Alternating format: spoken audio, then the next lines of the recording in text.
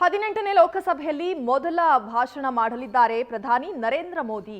ಇವತ್ತು ಸಂಜೆ 4 ಗಂಟೆಗೆ ಪ್ರಧಾನಿ ನರೇಂದ್ರ ಮೋದಿ ಅವರು ಭಾಷಣ ಮಾಡಲಿದ್ದಾರೆ. 18ನೇ ಲೋಕಸಭೆಯಲ್ಲಿ ಮೊದಲ ಭಾಷಣ ಇವತ್ತು ನರೇಂದ್ರ ಮೋದಿ ಅವರಿಂದ.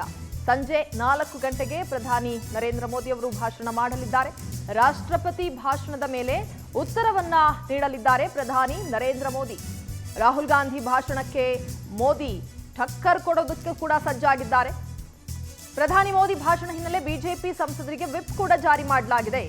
ಇವತ್ತು 4 ಗಂಟೆಗೆ ಪ್ರಧಾನಿ ನರೇಂದ್ರ ಮೋದಿ ಅವರು ಭಾಷಣ ಮಾಡಲಿದ್ದಾರೆ. ಮೊದಲ ಭಾಷಣ 18ನೇ ಲೋಕಸಭೆಯಲ್ಲಿ ಇವತ್ತು ಮೊದಲ ಭಾಷಣವನ್ನ ನರೇಂದ್ರ ಮೋದಿ ಅವರು ಮಾಡ್ತಾರೆ. ಈಗಾಗಲೇ ರಾಹುಲ್ ಗಾಂಧಿ ಅವರು ಕೂಡ ಮಾತನಾಡಿದ್ರು. ಅವರ ಮಾತುಗಳಿಗೆ, ಅವರ ಭಾಷಣಕ್ಕೆ ಟಕ್ಕರ್ ಕೊಡೋದಕ್ಕೂ ಕೂಡ ನರೇಂದ್ರ ಮೋದಿ ಅವರು ಸಜ್ಜಾಗಿದ್ದಾರೆ ಅನ್ನುವಂಥದ್ದು.